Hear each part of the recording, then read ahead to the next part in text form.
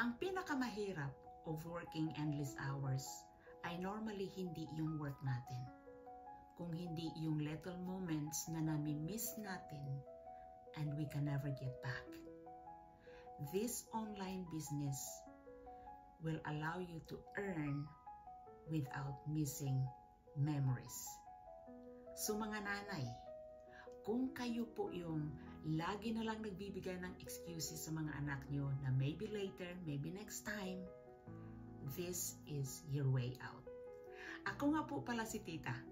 So anyhow, ganun po ang sitwasyon ko dati. I used to work in the resort. So Fridays, weekends, holidays, yun ang pinakamahaba kong oras.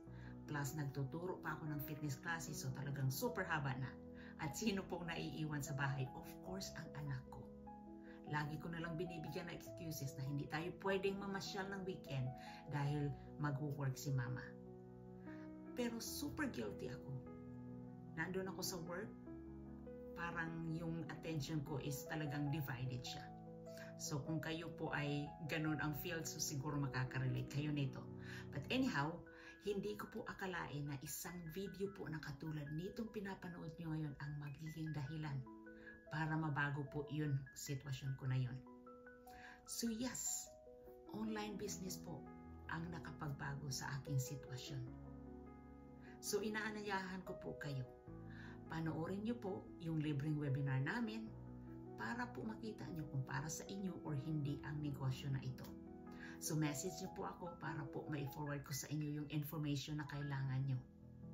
Kapatid, takot din po ako dati. Wala akong experience, hindi ako tech-savvy.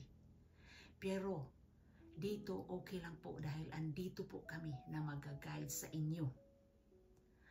At kahit na po na ako'y takot dati, ginawa ko pa rin. Because I know na walang mangyayari kung puro panood na lang ang gagawin natin. Hindi po ba? So may dahilan po kung bakit nakikita nyo ang video na ito. So kaibigan, message nyo po ako para po ma-forward ko sa inyo ang information na kailangan nyo. Alam nyo po ba, dahil po sa negosyo na ito, nagawa kong iwanan yung full-time job ko sa resort. Nagpa-part-time na lang po. Wala na pong work on the weekends and holidays. So marami na kaming bonding time ng anak ko. At isa pa, naging more present po ako.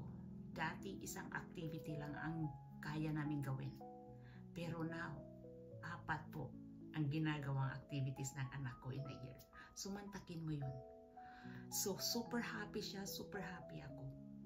So, mga nanay, mga tatay, pagbigyan niyo po ang mga anak niyo dahil hindi po natin maibabalik kung ano man yung oras na nawala sa atin.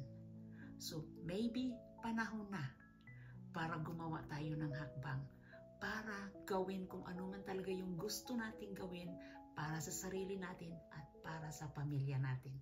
So again mga kapatid, message niyo po ako para po ma-forward ko sa inyo ang information na kailangan nyo.